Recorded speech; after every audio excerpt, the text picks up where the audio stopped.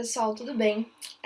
Eu sou Penélope Vitória, Planner Expert aqui na Conexorama, e hoje eu vou apresentar um webinar sobre SEO e Content, como unir forças e ganhar visibilidade no Google, tá? Esse material é especialmente útil para analistas de SEO, claro, que estão começando, que estão aprendendo mais, e também para profissionais de Content, tá?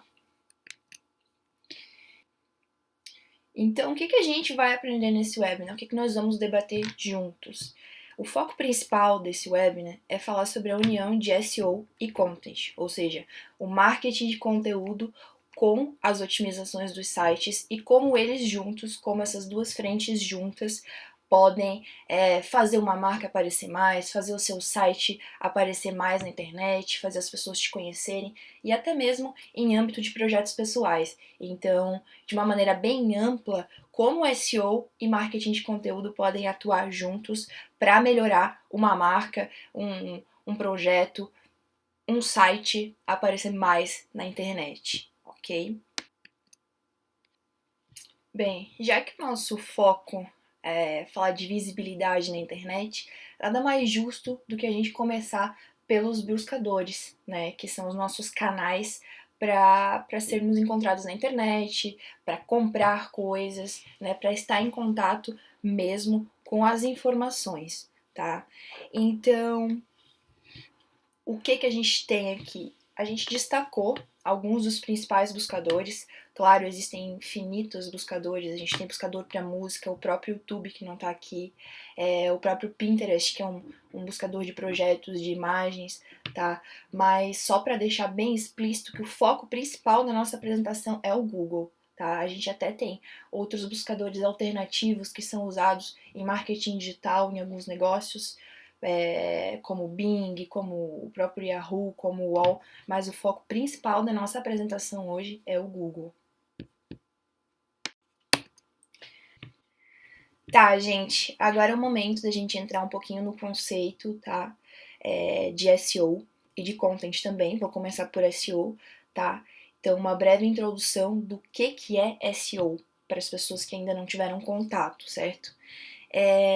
A sigla SEO, ela vem do inglês Search Engine Optimization, tá? E o que quer dizer isso, então? De uma maneira bem resumida, significa otimização de sites, de aplicativos, de soluções web, enfim, de infinitas coisas, principalmente sites e aplicativos para os buscadores.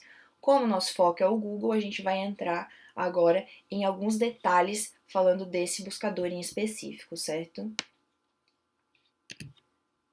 Agora, pessoal, então é nessa parte da apresentação que a gente começa a aprofundar um pouquinho mais o papo sobre SEO e sobre a importância dele em união com o content, tá? Com o marketing de conteúdo. Primeiro, antes de qualquer coisa, a gente não pode esquecer que quando a gente fala de SEO, a gente fala também de tráfego gratuito, de tráfego orgânico, tá? Então, esse tráfego que provém dos resultados gratuitos do Google, ele é confiável porque a gente trabalha com demanda, tá? A gente trabalha com os termos que as pessoas digitam no Google para encontrar as pesquisas delas, tá? E obviamente ele é importante por ser gratuito e quando a gente fala de monetizar, quando a gente fala de negócios, é sim é sim muito vantajoso apostar em SEO, porque uma vez que você conquista a visibilidade orgânica, uma vez que o Google vê o seu site com bons olhos, é muito difícil perder essa reputação se você não fizer algo muito errado, certo? Então, para negócios, a economia em médio e longo prazo é muito grande, né? Não ter que injetar dinheiro em anúncios todos os meses por conta do tráfego gratuito que o SEO pode trazer ali, certo? Então, além do SEO ter essa característica de ser confiável para os negócios poderem apostar em SEO e ter bons resultados, da mesma maneira, ele também denota credibilidade com o público. O que isso quer dizer? Quer dizer que, uma vez que o seu site esteja na primeira página, esteja bem posicionado para uma palavra-chave específica, para várias palavras-chave específicas que tenham a ver com o negócio, o público que você quer atingir vai te ver de uma maneira melhor, vai ver o seu site como algo confiável, porque é o Google que está recomendando, o maior buscador do mundo. Né? Então, essa credibilidade com o público, uma vez que você consegue estar ali nas primeiras posições, né, é muito importante. Né? Ela também cria uma identificação ali com o público-alvo. Além de criar credibilidade com o público e ser especialmente confiável para o negócio, é um objetivo, né, que a gente pode dizer que é um dos mais importantes, talvez o principal, de apostar em SEO, de apostar em tráfego orgânico, em otimizar o tráfego orgânico, que é o aumento da visibilidade no site. Né? Quando você aposta em anúncios, quando você trabalha com mídias pagas, geralmente você tem que injetar dinheiro para conseguir aparecer constantemente ali no Google, tá? Quando a gente fala de SEO, quando a gente fala de tráfego gratuito, uma vez que o seu site começa a ser bem quisto, entre aspas, pelo Google, entra na lista de sites recomendáveis pelo Google, é muito difícil cair. Ou seja, é muito difícil perder essa posição se você não fizer uma cagada muito grande. Perdão pelo linguajar, mas se você não fizer uma estratégia que vá contra as diretrizes do Google, tá? Então, se você não fizer nada que vá contra as diretrizes do Google, provavelmente essa visibilidade ela vai durar durante muito tempo. O maior ROI em médio e longo prazo. Gente, então quando a gente fala de SEO, né, em relação ao AdWords, por exemplo, aos anúncios, às mídias pagas, não é que um é mais importante que o outro. A grande diferença do tráfego orgânico para as outras formas de anúncio, para as outras formas de as outras estratégias digitais, é que o tráfego orgânico ele é perene. Uma vez que você conquista ele, você não precisa injetar dinheiro nele para conseguir fazer o seu site aparecer. Né? Então, é como um pote de ouro, um grande pote de ouro, uma conquista para os sites e uma economia muito grande em médio e longo prazo, tá? Por isso que tantas marcas estão aí apostando em SEO, elas estão aí brigando por várias posições nas SERPs, e essa é a importância do SEO para os negócios, né? Toda essa questão da reputação conquistada por muito trabalho, por uma consistência, tá?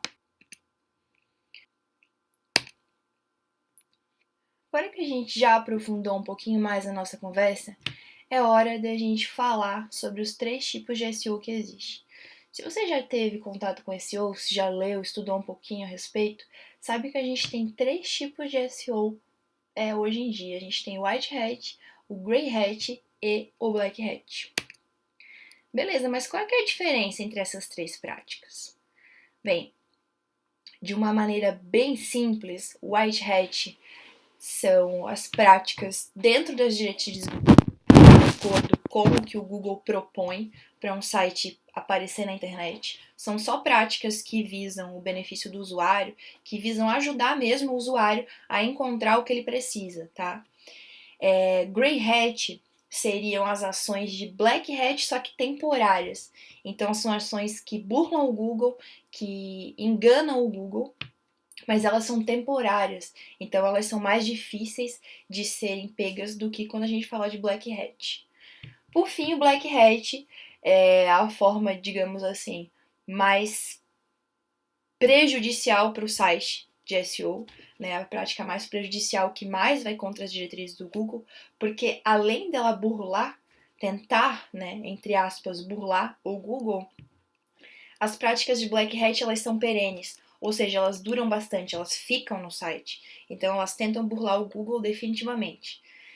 Hoje em dia o Google tem mecanismos para perceber, já evoluiu bastante os robôs do Google, para conseguir perceber as ações de Black Hat e Grey Hat, tá?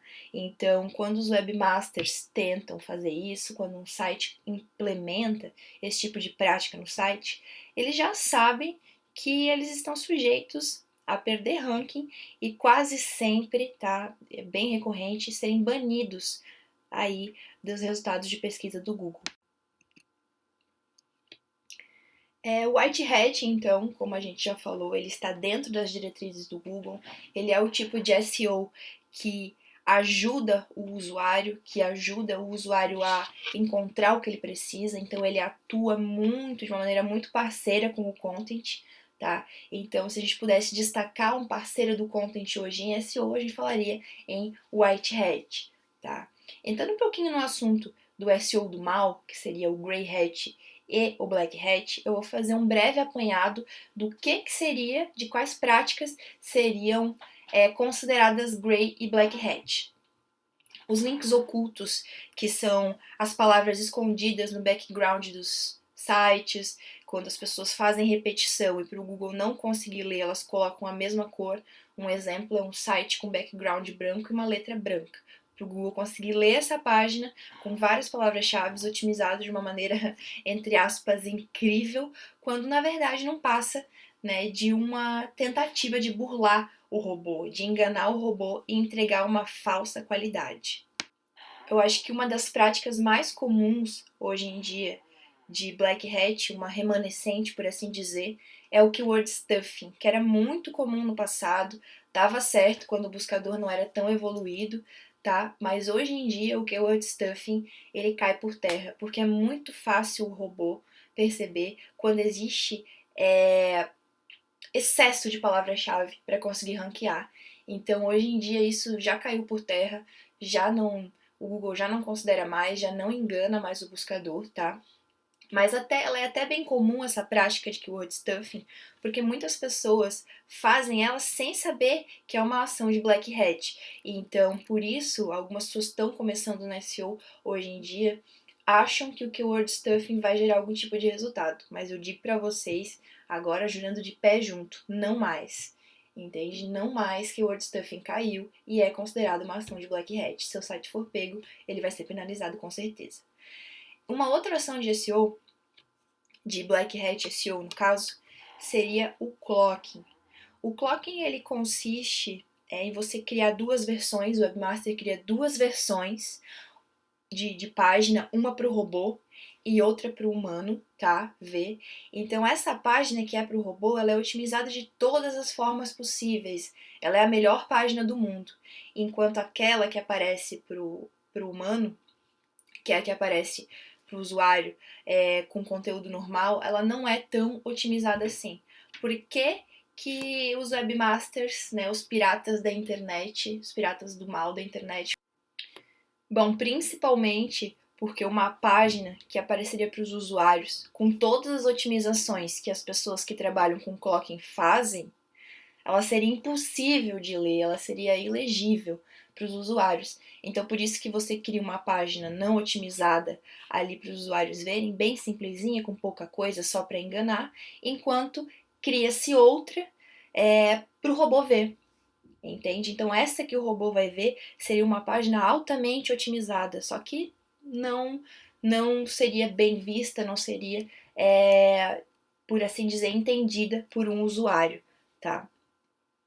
Por fim, conteúdo duplicado, que seria quando as pessoas copiam conteúdos de outros blogs, levam para seus blogs, tá? Então isso também é bem comum acontecer hoje em dia, inclusive também. Às vezes as pessoas começam a trabalhar com marketing digital e sem saber pegam conteúdos de outros blogs sem atribuir fonte, né? Porque isso sim é Black Hat.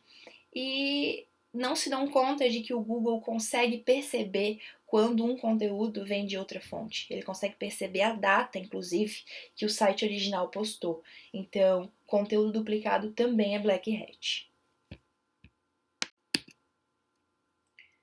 Algumas outras táticas, por assim dizer, de Black Hat mais aprofundadas seria o link farm, que é a criação de uma fazenda de links, onde você pega vários sites, faz amizade com vários sites, faz uma associação com vários sites que linkam entre si.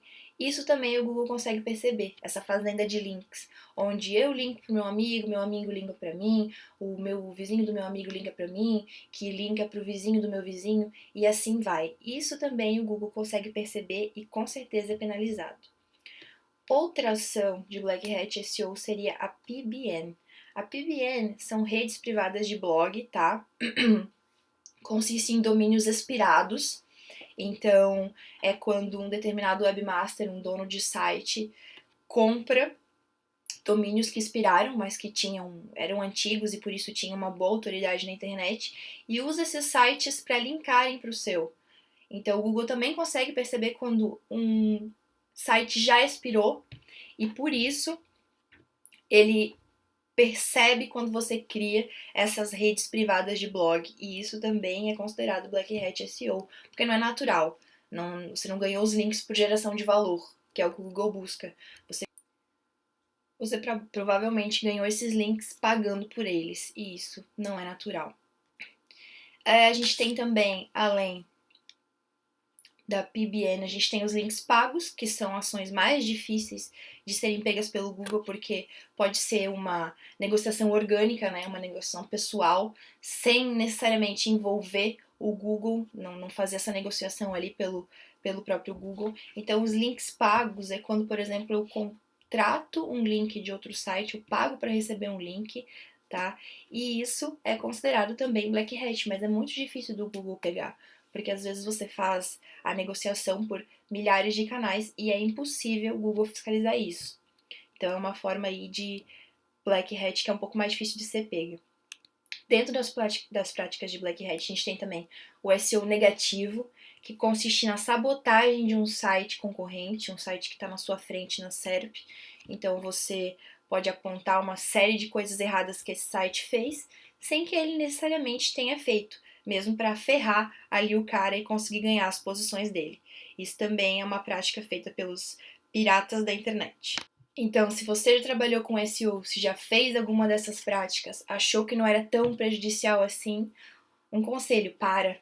Porque se o Google pegar, descobrir que o seu site está fazendo isso, é responsável por isso, provavelmente você vai ser banido, tá? Agora que a gente já falou bastante de conceito, vamos começar a contextualizar SEO e content. Por que o SEO é o melhor amigo do content?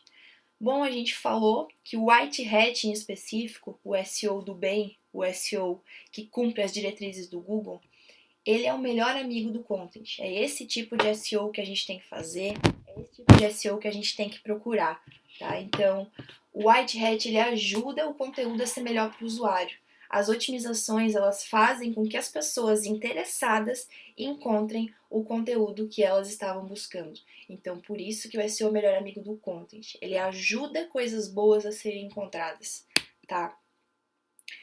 Juntos é que a gente tem aí a tão sonhada visibilidade. Então, fazendo uma analogia bem simples, de que adianta a gente ter um bom conteúdo se ninguém encontrar ele? Se o SEO não ajudar a encontrar ele? Da mesma maneira, de que adianta a gente fazer um trabalho redondinho de SEO quando um conteúdo não é bom? Né? O Google vai perceber se o cara chegar por SEO no seu site, por várias otimizações, por várias diretrizes ali seguidas corretamente, e o conteúdo não estiver bom, o Google vai perceber isso ao longo do tempo. Ele vai entender isso. Então, são duas coisas que coexistem. O SEO ele precisa do content e o content precisa do SEO. Quando a gente fala de resultados gratuitos, resultados orgânicos, tá? Então eles são muito amigos. E é isso que a gente quer trazer hoje aqui. A colaboração é que faz a força. Um conteúdo bom sem SEO é apenas um conteúdo jogado no oráculo, jogado no meio do universo do Google. E apenas SEO sem um bom conteúdo é trabalho jogado fora, porque a gente não vai ter perenidade, a gente não vai ter consistência e a gente não vai gerar valor para o usuário. E o Google está bem preparado hoje para perceber isso. É também bem importante a gente aliar o SEO e o content, porque o SEO e o content juntos ajudam a encontrar o formato ideal de material. Ou seja, é por meio do SEO que você vai perceber que tipo de material a sua audiência se preocupa mais, que tipo de material atrai mais a sua audiência. Isso até mesmo fazendo pesquisas nas próprias SERPs por um termo específico e encontrando a maioria dos materiais que esse termo corresponde. Tá? Então essa é uma maneira também importante ali da gente descobrir qual tipo de formato e o que mais agrada o nosso público. Pessoal, agora a gente vai falar um pouquinho dos fatores on-page. A gente já falou da diferença do SEO on-page e do SEO off-page. Então vamos passar rapidamente pelos conceitos do que são os fatores on-page e do que são os fatores off-page mais adiante. Dentro dos fatores on-page, a gente tem o title tag, que é o título da página, que aparece lá em cima naquela abinha quando você coloca o mouse em cima, tá? Então ali tem que conter a palavra-chave também, tem que estar o mais otimizado possível. As keywords, que elas têm que estar praticamente em todos os elementos do site, tá? Inclusive no nome, tem que estar na title tag, na URL, na meta description, que eu vou passar mais pra frente, tá? Então, praticamente em quase todos os elementos você tem que ter a keyword que você escolheu, tá? E quando eu falo que tem que ter a keyword, eu não falo que você tem que fazer um stuffing, que eu já condenei ali atrás, mas sim que você tem que colocar palavras similares. Você tem que otimizar o seu conteúdo, o seu site, sua página, com termos similares. Você tem que dizer para o Google por que esse conteúdo deve ser bem visitado, deve ser bem acessado. Então as keywords têm esse papel de estarem presentes no conteúdo, na página, no site, para dizer diretamente do que se trata. A meta description, que é um resuminho que aparece na SERP, na página de resultados, sobre o que a página ou o site vai tratar, tá? Também deve conter a keyword escolhida para a página. As heading tags. A heading tags é um assunto bem interessante. Inclusive as heading tags, elas correspondem a uma parte do SEO que eu particularmente gosto muito, que é a arquitetura da informação, tá? Então, a arquitetura da informação e o SEO também são bem próximos, e as heading tags fazem parte disso. As heading tags são basicamente, para quem não sabe, a estrutura de texto que você tem dentro de uma página, ou seja, o H1, que é o título da página, o H2, que é a segunda tag mais importante, H3, H4 e assim por diante. Então, montar uma boa estrutura de tópicos dentro da sua página também é um fator on-page, certo? As URLs, elas têm que estar amigáveis, esse também é um fator de otimização on-page. Importante ter o termo escolhido para a página. Todas as páginas devem contar com uma única palavra-chave. Então, da mesma maneira que elas têm que estar na title tag, no nome do site, na meta description e em algumas das headings, em algumas das estruturas da página, deve conter também na URL, que a URL também deve ser amigável. O que eu quero dizer com uma URL amigável? Quero dizer uma URL legível, uma URL que consiga ser vista a primeiro olhar, né? De maneira súbita. E, gente, o atributo alt também em imagens, porque o Google não lê imagens, certo? Então, se o Google não lê imagens, o que a gente tem que fazer? A gente tem que ajudar o Google a entender o contexto. Por que essa imagem está ali? Por que essa imagem está no meio do meu texto? Só para ilustrar? Só para deixar bonito? Não. Ela está ali porque ela quer dizer alguma coisa, porque ela quer ajudar o usuário a entender o conteúdo da minha página. E é isso que você tem que dizer para o Google. O atributo alt, ele é, digamos assim, a descrição que uma imagem tem. Então, vamos pegar de exemplo essa imagem aqui do cavalo e do rapaz. Se a gente estivesse fazendo um artigo sobre hipismo, então a gente poderia colocar essa imagem. Homem montando escola de hipismo. Esse seria um exemplo de atributo alt, porque a gente está falando para o Google o que tem na imagem e qual a relação com a página, certo? Por último, linkagem interna, que é a mesma coisa que você fazer uma rede dentro do seu próprio site e indicar para o Google qual página tem relação com outra. Então, isso também é um fator de ranqueamento, porque denota preocupação. Mostra para o Google que você quer oferecer a melhor experiência possível para os visitantes do seu site. Beleza, então uma questão um pouquinho polêmica que as pessoas discutem bastante hoje em dia. Apostar em SEO on-page ainda vale a pena? Ou a gente deve focar só no SEO off-page, que os analistas de SEO dizem que é mais importante? Bem, para responder essa pergunta, eu vou trazer outra pergunta. Qual a probabilidade de um site mal construído ranquear? Olha, você pode apostar muito em várias ações de SEO off-page, fazer vários guest posts, ter vários sites bons linkando para os seus sites com autoridade, tudo bem, isso é importante. Mas se você tiver um concorrente que faz o mesmo e tiver um site bem otimizado em homepage, tiver um site bem redondinho, de acordo com as diretrizes do Google, você vai sair atrás. Então, a receita de bolo que não existe, mas existe, seria apostar nos dois, SEO on-page e SEO off-page. E aí a gente traz um fator aí muito importante. Hoje em dia as pessoas estão falando bastante em semântica, que eu vou falar um pouquinho mais adiante. Mas é possível apostar só em semântica, só em conteúdo e esquecer as keywords? Agora que a gente tem todas essas atualizações do Google, todas essas melhorias que o buscador fez? A gente deve apostar só em semântica, só em conteúdo e esquecer as keywords? Não, a gente não deve. Assim como apostar em SEO on-page e SEO off-page é a receita ideal para conseguir visibilidade, apostar em semântica, em conteúdo bom e ao mesmo tempo em keywords, numa pesquisa de keywords bem feita, é o que um site precisa fazer para conseguir bons resultados. Então, sempre encontrar um meio termo, sempre estar ali no meio a meio, é o que a gente recomenda. Então, um bom conteúdo, apenas um bom conteúdo, não te garante, meu amigo. Sinto em dizer. Você precisa juntar SEO e você precisa juntar um bom conteúdo, tá? Então, nada de esquecer as keywords aí e achar que um bom conteúdo por si só vai acontecer, vai fazer acontecer. Passando um pouquinho brevemente sobre estudo de keywords, que é uma das coisas que a gente frisa bastante quando começa as otimizações on-pages de alguns clientes aqui na agência. O primeiro raciocínio ao pensar no estudo de keywords é o seguinte: o que o teu cliente ideal editaria no Google? Bom, eu tenho uma lanchonete de pastéis vegetarianos. O que o meu cliente, que é um vegetariano, que gosta de comer pastel, editaria no Google? O que essa pessoa editaria no Google?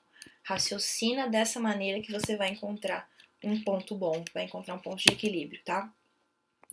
A primeira coisa após ter esse raciocínio do que seu cliente ideal digitaria no Google, a primeira ação próxima, a próxima ação, na verdade, seria fazer um brainstorm, tá?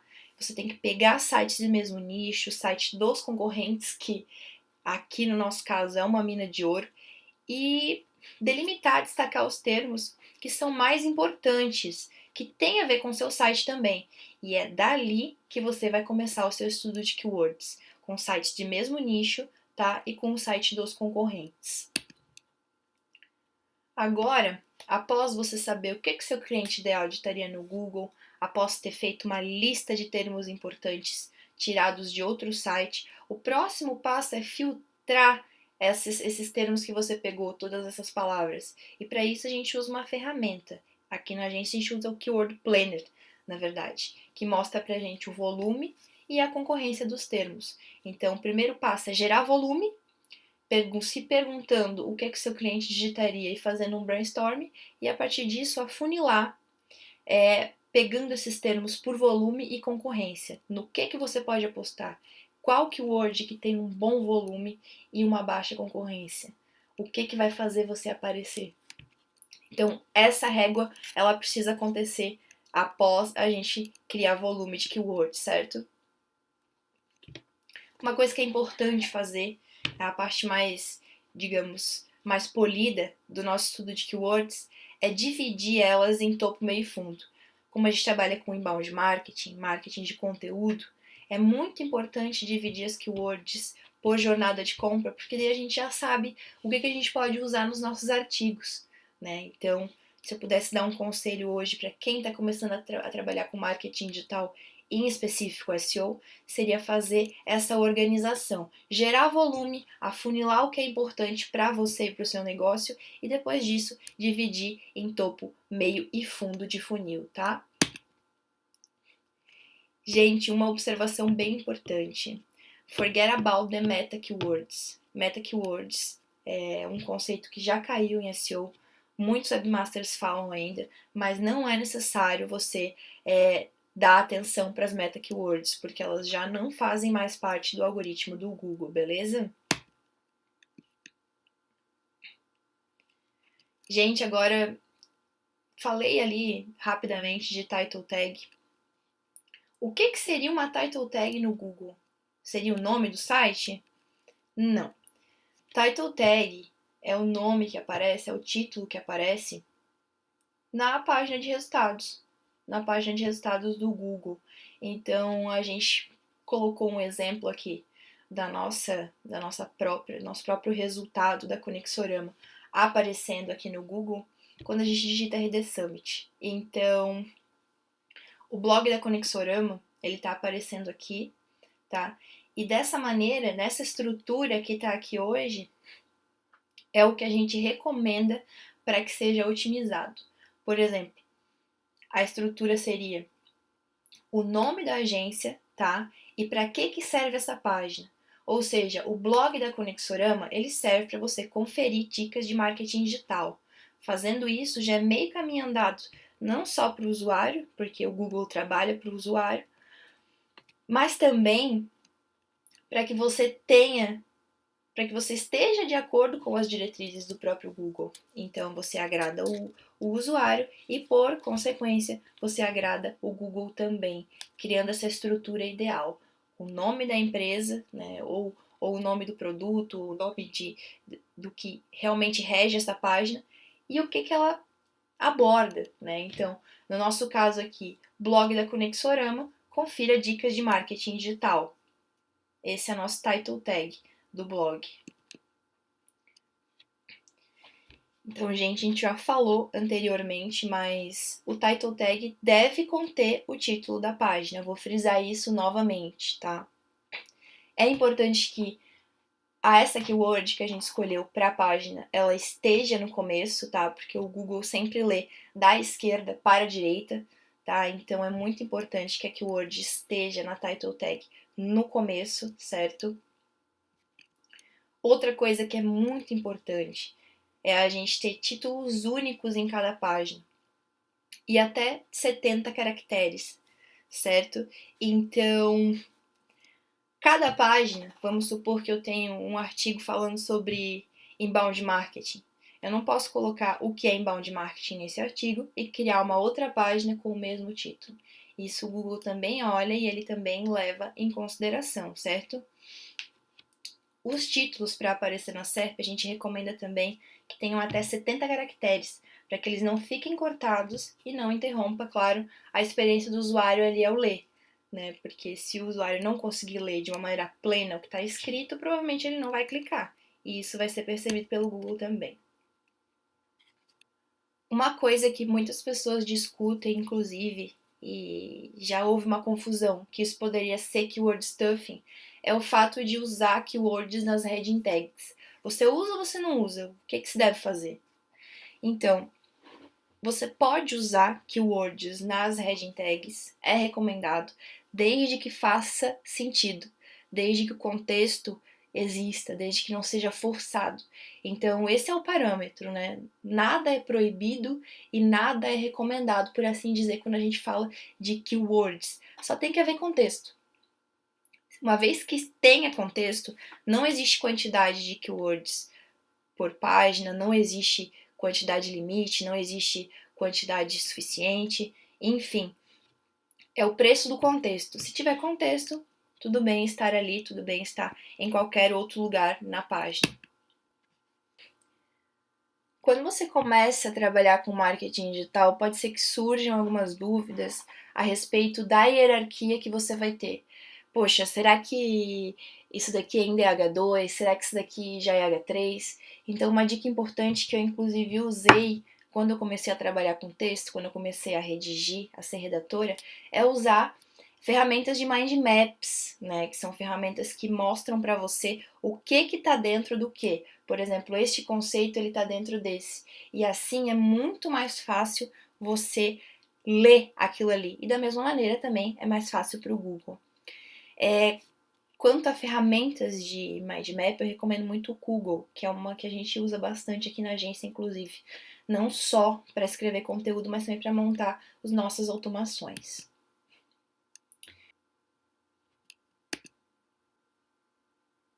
Então, a H1, falando das headings mais em específico, a H1 é o elemento mais importante da página, tá? Que aqui no nosso caso, nossa H1, aqui nesse artigo que a gente escreveu sobre o RD Summit, é RD Summit, o que aprendemos com o maior evento de marketing e vendas da América Latina. Então, o H1 é o título que a página vai ter, tá? Não é o title tag, tá? É diferente, é o título que vai aparecer dentro da página. Então, esse título é o H1, é o nosso H1, é o elemento mais importante da página. É o que vai dizer para o Google também do que a gente está abordando, sobre o que a gente está falando. Tá? Então, H1 é sempre a tag mais importante, ela é sempre a tag de título da página, e no nosso caso aqui, ela é o título do nosso artigo, RD Summit, o que aprendemos com o maior evento de marketing e vendas da América Latina.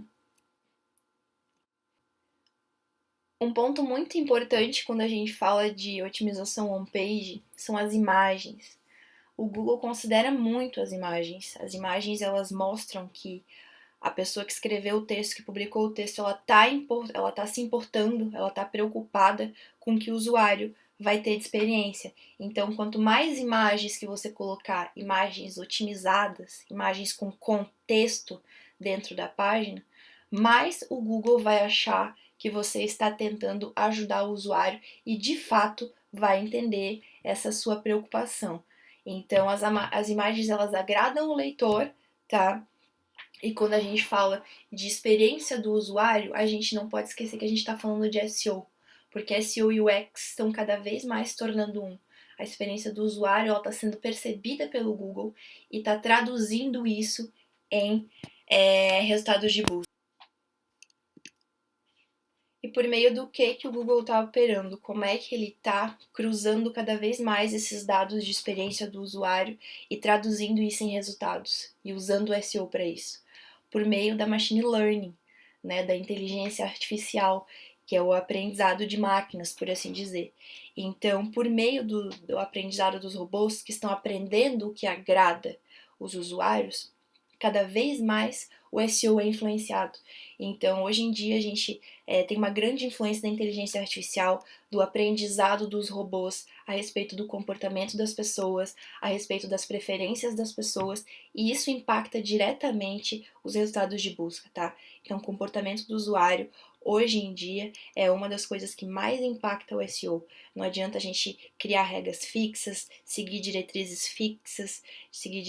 duras, porque vai sempre mudar. Conforme o comportamento do usuário muda e a machine learning aprende isso, o SEO é influenciado, ou seja, muda todos os dias. Continuando o nosso contexto aqui de imagens, novamente a gente vai voltar no atributo alt. Será que se você otimiza a imagem, você está fazendo isso certo? Como eu falei anteriormente, o atributo alt, ele é a descrição da imagem, então é como você mostra para o Google que aquela imagem está inserida no contexto da sua página. Então, o atributo alt, ele é o descritivo, ele é a parte que, digamos assim, é a liga da imagem com o seu artigo, com a sua página, enfim. Ela diz para o Google por que essa imagem está ali, qual o contexto dessa imagem está ali. Então, novamente, usando um exemplo que eu tinha usado antes, se você tem uma fábrica, sei lá, de pastéis vegetarianos e tem uma imagem, por exemplo, de um brócolis, de algo assim, você pode colocar no seu atributo alt como descrição o que essa imagem está mostrando, que no caso é um brócolis, e cruzar isso com a oferta da página, com a oferta com que a página está ofertando, que seriam os pastéis, tá? Então isso tem que estar na descrição quando a gente for levar em consideração o atributo alt de uma imagem. Eu trouxe aqui um exemplozinho, né, para ilustrar melhor na cabeça das pessoas de como otimizar uma imagem. Então, isso daqui é um printzinho do painel do WordPress, né, de quando a gente edita a imagem, e uma otimização que a gente fez, por exemplo, no nosso artigo do RD Summit, é preencher o título, tá? Que é o título da imagem, o que a imagem está dizendo, Conexorama RD Summit. tá? E o texto alternativo é do que se trata aquilo ali. Do que é essa imagem? Essa imagem significa exatamente o quê? Bom, é um evento de marketing digital e vendas. Isso, essa imagem simboliza isso, tá? Então, ter a descrição da imagem é tão importante como ter texto na sua página, porque ela está dizendo para o Google do que se trata essa imagem. E se o Google gosta de imagens e lê essas imagens, então a gente pode dizer que a sua relevância aí triplicou, certo? Então, é importante que o título ele sempre esteja entre tracinhos, então é legal renomear a imagem, ela já sobe com o títulozinho ali, tá? Geralmente pode ser algo similar ao título do artigo ou da página, e o texto alternativo seria essa imagem, por que ela está ali, né? Ela não precisa conter tracinhos, só uma breve descrição aliada ali ao título da página já é o suficiente.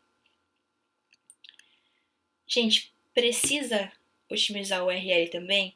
Eu falei isso mais atrás, mas vamos voltar nesse assunto. O que seria uma URL boa e por que a gente precisa otimizar ela? Uma URL boa seria uma URL amigável, e uma URL amigável é uma URL legível. É uma URL curta, não tão longa, tá? Uma URL que tem poucos caracteres ali, tá? Então, se a gente conseguir de uma maneira bem resumida falar sobre o que se trata um artigo, então dessa maneira a gente está criando uma URL amigável. Trouxe um exemplo aqui de um artigo sobre copywriting, né? A gente poderia criar uma URL falando copywriting, você gostaria de saber, você colocar vários números ali, e isso é coisa que acontece, é comum, a gente vê muito. Isso não é uma URL amigável. A gente fez aqui um exemplo bem simples. Só copywriting, a gente fala de um artigo. O título do artigo é Copywriting, como escrever para converter. E na URL consta só copywriting de uma maneira bem simples. E isso a gente pode considerar uma URL amigável, tá? É fácil para o usuário ler e é fácil para ele identificar o assunto já pelo URL, tá? Falando ainda das URLs, a gente vai falar um pouquinho da Canonical, tá? De uma maneira breve. A Canonical Tag é um recurso de SEO usado para indicar qual é a URL mais importante. É muito utilizado isso nos e-commerces principalmente. Então a Canonical Tag, ela existe para dizer qual URL é mais importante e qual que você quer transferir à autoridade. Isso acontece muito quando a gente fala de URL de e-commerce, porque pode ter um mesmo produto com várias cores diferentes. E a Canonical Tag, nesse contexto, ela serve para dizer para o Google que essa URL que eu quero ter ali a minha autoridade transferida, certo? Agora falando um pouquinho de uma outra face aqui da otimização on-page, que é o Evergreen Content. Agora a gente vai começar a entrar um pouquinho nessa união do content com o SEO, tá?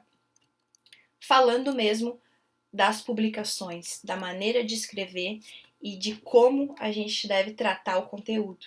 O que é Evergreen Content, só para começar? Bom, Evergreen Content, para quem não sabe, são as otimizações que a gente faz após o conteúdo ser publicado. Ou seja, um conteúdo já está atraindo tráfego, ele já está bem posicionado. Então agora, ter uma rotina de Evergreen Content é otimizar esse artigo para que ele se mantenha sempre verde. Então isso que é Evergreen Content. Manter o conteúdo sempre verde, sempre vivo, né? Não só publicar ele e esquecer ele lá. Se ele estiver atraindo um tráfego considerável, se ele tiver tido uma atenção do público, vamos otimizar esse artigo, vamos conseguir melhores resultados com ele. Então essa seria a rotina de Evergreen Content, tá?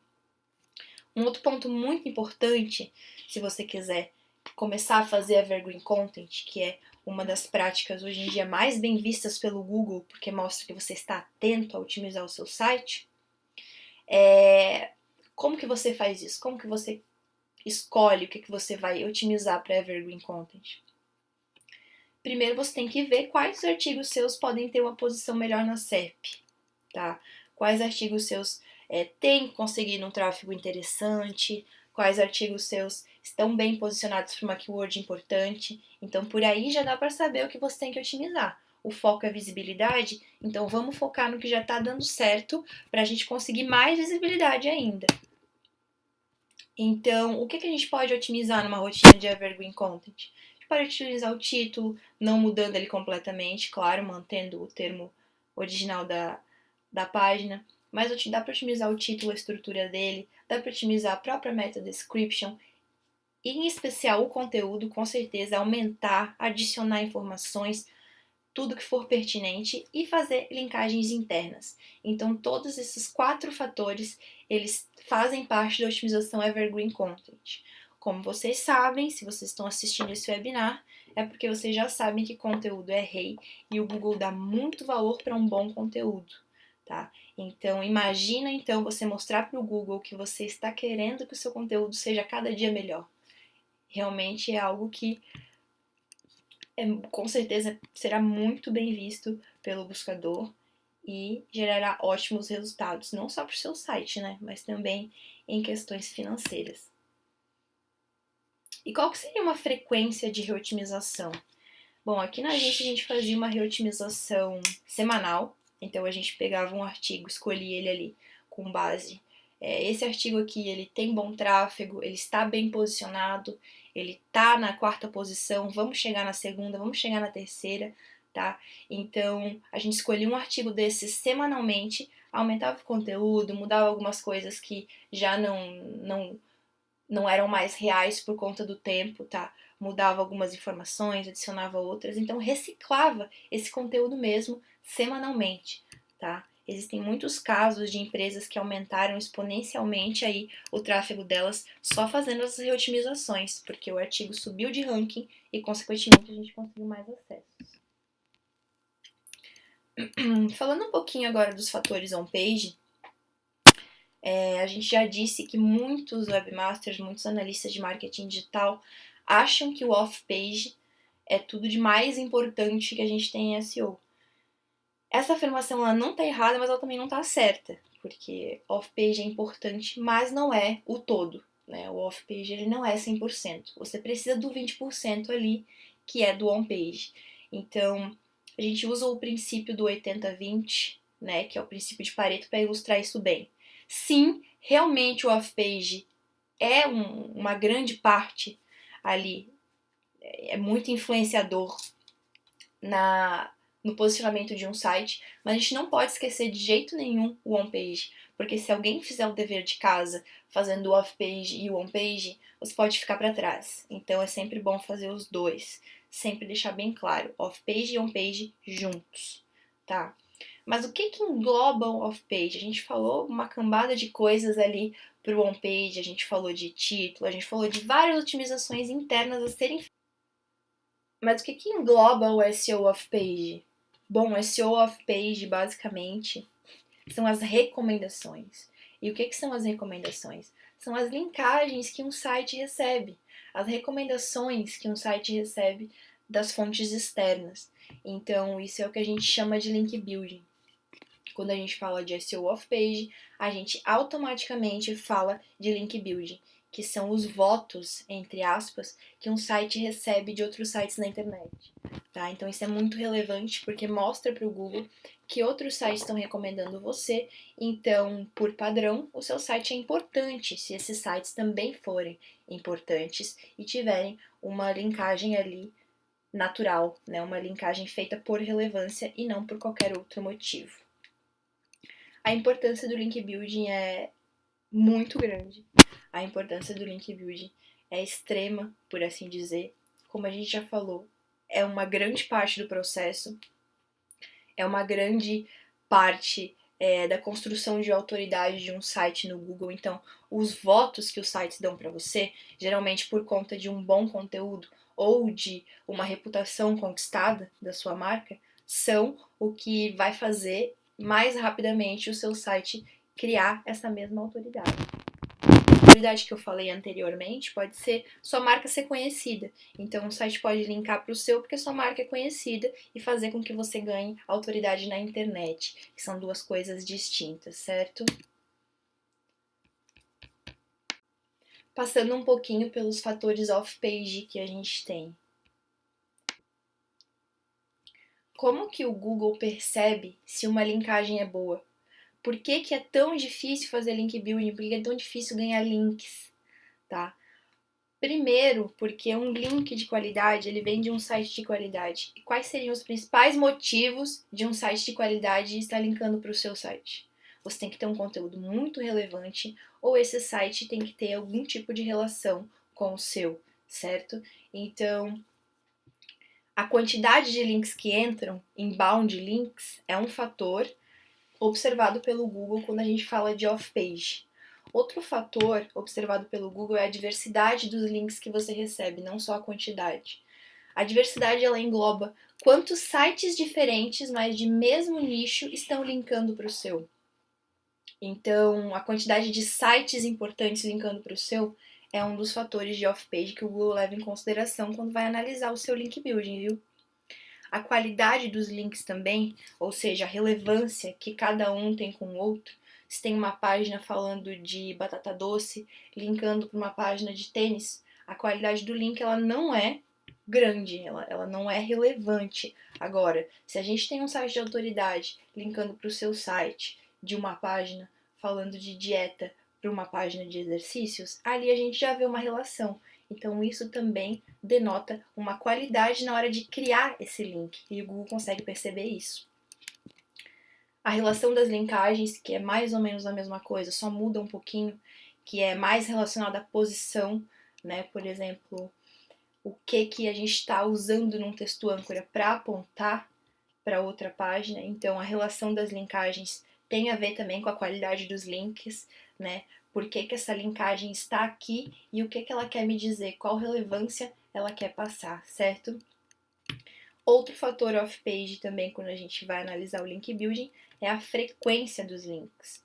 O Google também consegue perceber quando os links são feitos todos na mesma semana, por exemplo. Ali a gente já sabe que provavelmente não são naturais. Ou quando esses links são feitos com uma margem de tempo saudável, por assim dizer, natural. Por exemplo, num mês a gente tem um, no outro mês a gente teve outro, a gente teve outro há 2 meses. Então, são linkagens que parecem mais naturais. Muito mais naturais do que se fossem feitas em uma semana ou até mesmo em um dia. Uma coisa também, uma questão que a gente levanta sempre, que a gente conversa com os nossos clientes a respeito, é se o guest post ainda vale a pena, né? Muitos podem confundir, mas guest post não é uma ação de black hat, tá? Porque quando você troca conteúdo com um blog, um site, um portal, enfim, um parceiro, se você faz um conteúdo de relevância para o site dele e ganha um link por isso, você está gerando valor.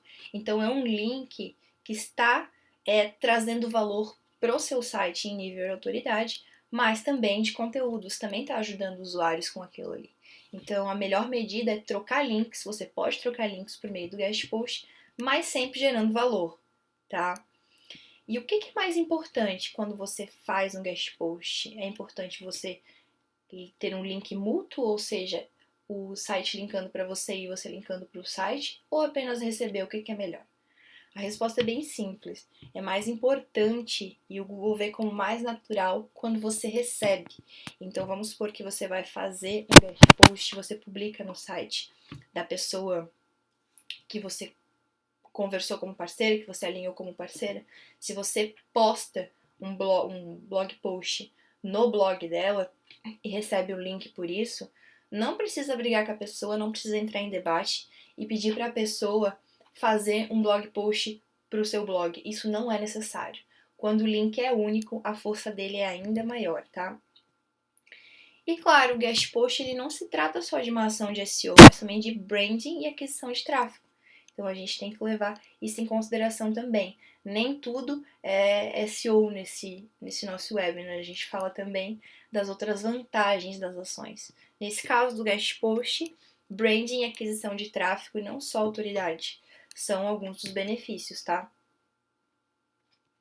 Entrando um pouquinho agora no assunto semântica. O que a gente quer dizer quando a gente fala que não existe mais SEO sem semântica? A gente quer dizer que os robôs evoluíram tanto, a inteligência do Google evoluiu tanto, que hoje em dia não é mais tão fácil entregar qualquer conteúdo, entregar qualquer coisa e burlar o buscador, que isso vai ranquear, que isso vai dar resultado. É muito mais difícil porque o filtro para a qualidade de conteúdo do Google hoje é muito mais correto, muito mais evoluído, por assim dizer, tá? E por que a gente diz que não existe mais?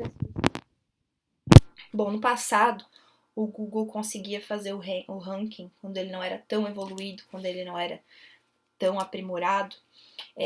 Alguns sites conseguiam ranquear só pela simples repetição de keyword, tá? Então a semântica ela vai bem ao contrário disso, ela nada bem contra a corrente, por assim dizer.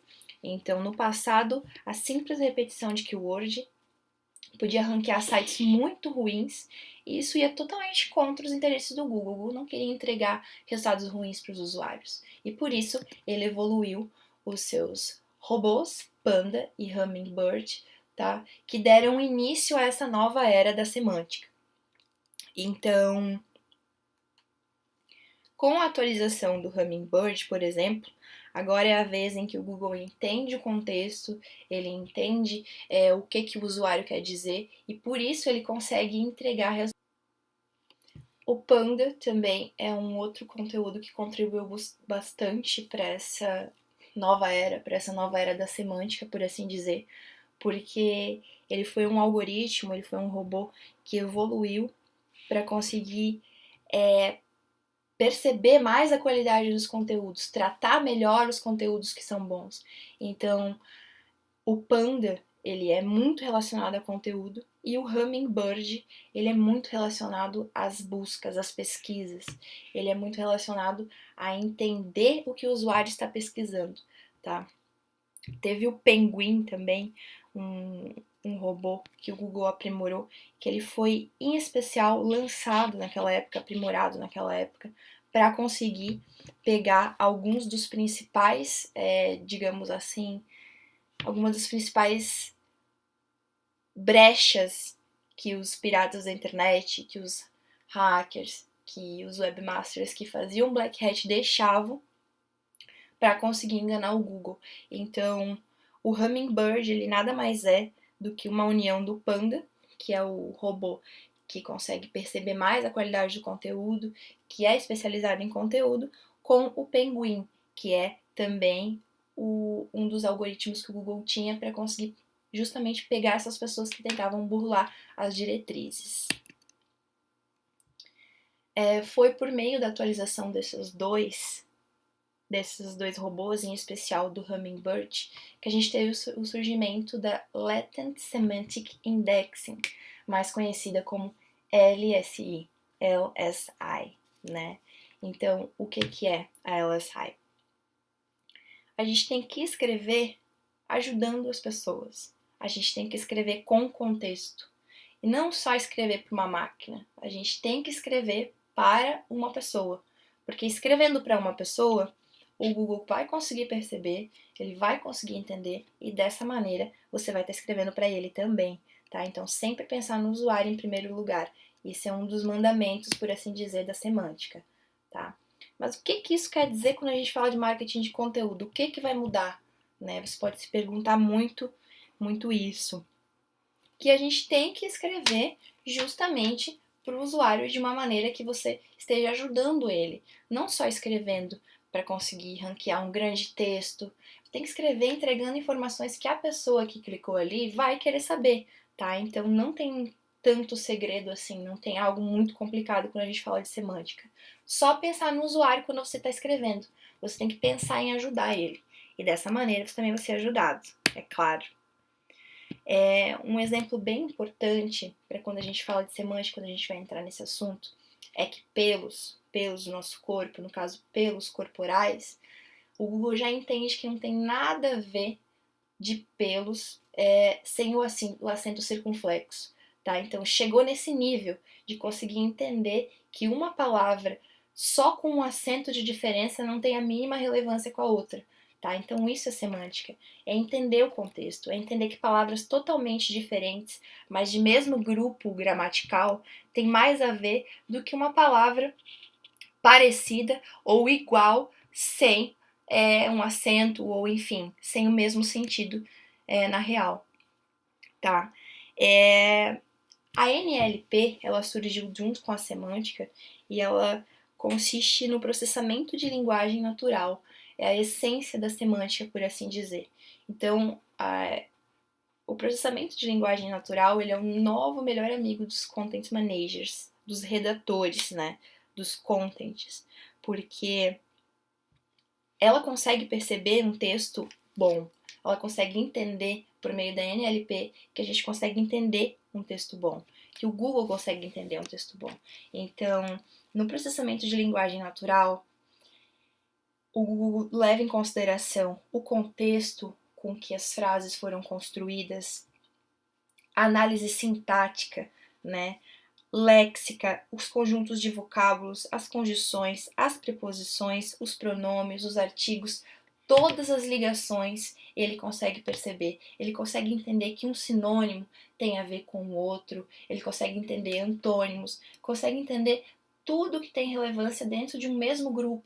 Ou seja, se eu usasse a palavra pelos no Google para buscar algo relacionado à depilação, essa palavra ela está muito mais próxima, a palavra depilação está muito mais próxima de pelos do que pelos sem acento circunflexo. É essa coisa, é isso que a semântica faz, é essa análise que o Google consegue fazer hoje em dia. E é isso que a semântica traz pra gente.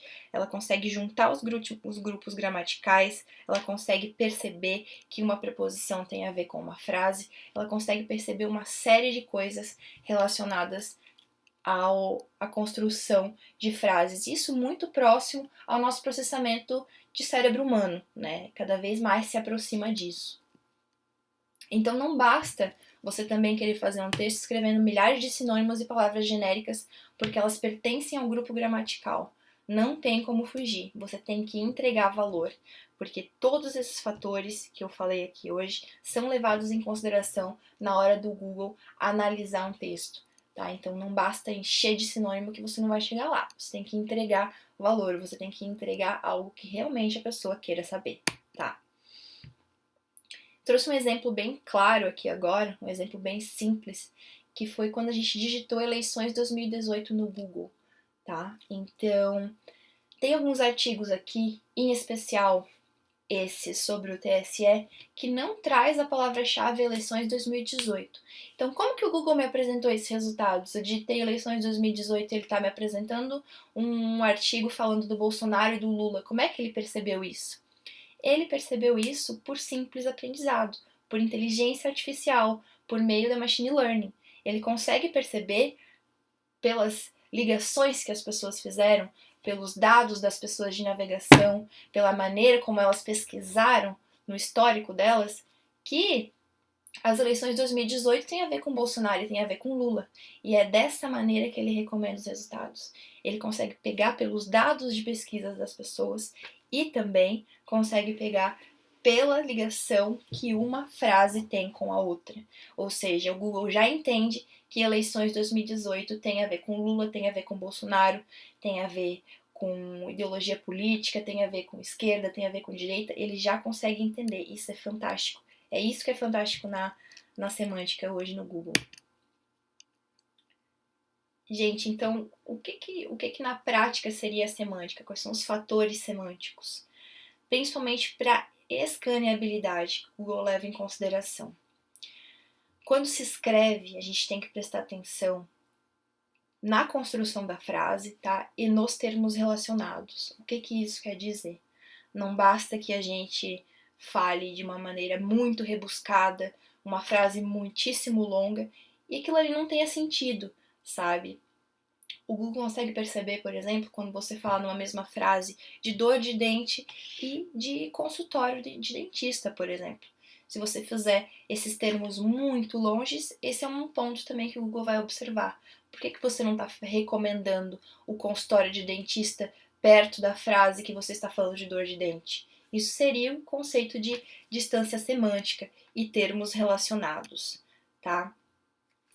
Então, semanticamente falando, na construção de um texto, o H1 e o H2 eles são próximos aos parágrafos. Ou seja, quando você usa um título que vai realmente definir o parágrafo, que vai realmente introduzir o parágrafo, significa que você está tratando de distância semântica, porque você está usando um título que realmente vai seguir o seu propósito, realmente vai ter conteúdo ali abaixo, e você está usando os termos relacionados, que é isso que é basicamente a semântica, é isso que o robô quer ver. Ele quer ver termos próximos, tá? Numa mesma frase, dando recomendações, ajudando os usuários e com termos relacionados. São coisas que as pessoas querem realmente encontrar. Então ele usa um cérebro praticamente humano para conseguir perceber isso. Se você está falando da mesma coisa e ajudando ali no seu texto, e se você está usando palavras relacionadas, que nem sempre são palavras similares gramaticalmente falando, mas que estão no mesmo grupo de interesse, no mesmo grupo de nexo, por assim dizer. Nessa nova fase da semântica, nessa atualização do Hummingbird, os bullets viram parágrafos, então não precisa necessariamente querer forçar ali o Google a ler os bullets que estão próximos ali, fazer os bullets com a mesma com os mesmos tópicos, com coisas similares. Os bullets viram parágrafos, então você pode falar de coisas diferentes em cada linha, que isso não tem nada a ver, certo? Os sinônimos aqui quando a gente fala de semântica, agora são chamados de close variants, né? Que então são pertencentes ao mesmo grupo de palavras.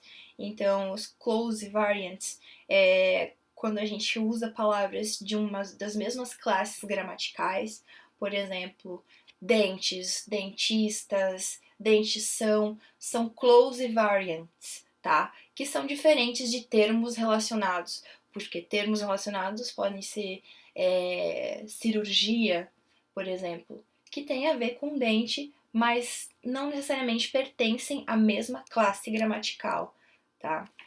Um outro ponto muito importante que mostra a evolução aqui da semântica é a Edit Salience, tá? Que é um recurso que o Google tem, que você já deve ter percebido, já está ativo aí há algum tempo, e tem a ver com a percepção do Google quando você escreve alguma coisa errado. Ele consegue ainda te entregar o resultado que você buscava, tá? Porque ele entende o contexto. Ele usa seus dados de navegação, ele usa suas preferências, ele usa o que você já pesquisou algum dia, ele usa o que você navegou antes. Tudo isso ele usa para entender por que você escreveu errado e o que você realmente quer encontrar, tá? Então, isso é Edit Salience e isso também é semântica. Então, de uma maneira bem franca, bem direta, como que o Google recomenda os artigos? Eu já falei, o Google tem uma ótima memória para pesquisas, ele consegue perceber os seus dados de navegação, de onde você pesquisou, o que você pesquisou, com que frequência você pesquisou. Então, a partir disso, ele vai recomendar os artigos para você, ele vai recomendar as páginas que você deve ver, tá? São mais de 200 fatores de ranqueamento, então nada é 100% garantido. Óbvio, é muito importante os dados que o Google usa para, digamos assim, recomendar as coisas para você, mas são mais de 200 fatores de ranqueamento. Então a gente tem que pensar que é como se fosse um labirinto, onde a gente fosse passando cada etapa, mas para chegar no fim dele, só o Google tem a resposta. Então, embora os nossos dados de navegação, as nossas pesquisas influenciem muito nos resultados que a gente vai ter, os 200 fatores de ranqueamento estão ali para influenciar também, tá? De uma coisa a gente pode ter certeza quando a gente fala de recomendação do Google. O conteúdo é rei, o conteúdo é unânime, é o que o Google quer. Ele quer um bom conteúdo para os usuários dele e ele vai fazer de tudo para conseguir entregar cada vez melhor, tá? Então, fazendo um bom conteúdo já é 80% do caminho andado, tá? Focando em um bom conteúdo e se preocupando mesmo em entregar informações relevantes para o público. Então, de uma maneira concisa, assim, fazendo um resumo, o que a gente pode começar a observar antes de escrever? Escolher um assunto coerente, com uma boa procura, um bom volume, tá? É importante a gente observar também os resultados na SERP para que esse termo seja, porque esse termo foi pesquisado, tá? Então não basta ser um assunto coerente com boa procura, tem que observar também a concorrência, ser um assunto muito concorrido, ser um assunto que dá para escrever, não tem muita gente falando sobre ele ainda. Então isso é gerar valor, você encontrar as lacunas, você encontrar os vácuos e usar isso a seu favor, a favor do seu público, tá? Ajudando você e você ajuda também o seu público, certo? Então, aí que a gente junta o SEO e o conteúdo. O site que você está analisando, a SERP que você está analisando, ela merece esse posicionamento? Como é que você pode usar isso a seu favor? Tá? O site tem uma boa autoridade? Se o site tem uma boa autoridade, ele tem um bom conteúdo? Se o site não tem uma boa autoridade, ele tem um bom conteúdo? Se o site tem autoridade e tem conteúdo bom, o que, que você pode fazer a respeito disso? Tá? Então, sempre bom usar os dois, essa é mais uma prova disso. Juntar SEO e conteúdo é o que vai fazer você conseguir uma boa visibilidade, tá? Então, outra coisa muito importante que eu costumo sempre falar quando eu faço pautas de conteúdo aqui na agência é quais são os termos que aparecem numa pesquisa quando a gente vai escrever um conteúdo. Coisa legal de fazer, por exemplo, é você jogar um termo, uma keyword pela qual você pesquisou, jogar esse termo na SERP e observar os termos que seguem, observar os termos que estão relacionados com aquilo ali. Isso ajuda muito na redação, isso ajuda muito no entendimento semântico do Google, porque mostra para ele que você está englobando tudo que ele apresentou de resultado, tudo que tem relação. Então, pegar o que tem na SERP, aproveitar a SERP e usar isso no conteúdo, usar mesmo essas pequenos hacks de SEO, é o que faz a diferença na hora de um content, na hora de um redator, na hora de um analista de SEO que seja escrever um conteúdo otimizado para o Google, usar essas pequenas coisas, certo? Então agora só uma passagem mais rápida pelas ferramentas que podem ser utilizadas em união para escrever um bom conteúdo, que são a MOS para medir a autoridade de um site, LipperHey, tá? Que não é tanto para conteúdo, mas ajuda também a fazer um checklist completo do site, tá? Das otimizações. O Website Graver, que é uma ferramenta muito interessante da HubSpot para medir o desempenho do site. SEMrush para monitoramento de concorrentes, tá? O Amazon Alexa é uma ferramenta muito legal também, que eu estou testando recentemente, é uma ferramenta muito interessante. Ela tem bastante funcionalidade parecida com o SEMrush. O Rank segue o mesmo padrão, tá? Google Search Console, interessante também para a gente conseguir perceber as keywords que estão sendo bem ranqueadas, as keywords que estão funcionando bem, e isso usar a favor do conteúdo. A Refs, a Majestic, Uber Suggest, muito legal para a gente conseguir sugestões de palavra-chave. E claro, o Google Keyword Planner, que é a nossa ferramenta principal para pesquisa de palavra-chave. Então, todas essas ferramentas juntas, elas podem ajudar os redutores, podem ajudar as pessoas que trabalham com marketing digital a escrever um bom conteúdo, a chegar num consenso de um conteúdo bom, tá? Então, eu trouxe as ferramentas aqui para você que assistiu esse webinar conseguir já colocar em prática as coisas que aprendeu aqui e já começar a melhorar que seja o seu negócio, a melhorar as coisas para o seu cliente, enfim. Trouxe essas ferramentas aqui mesmo para vocês explorarem, para vocês aprenderem mais com o que a gente conversou aqui hoje, tá? Então, a partir de agora, só queria agradecer a todo mundo que assistiu esse webinar, que teve paciência para ficar com a gente aqui até o final, tá? Então, muito obrigada. Se tiverem algumas dúvidas, podem mandar pra gente, que eu vou ficar muito satisfeita de responder vocês, viu? Muito obrigada, gente.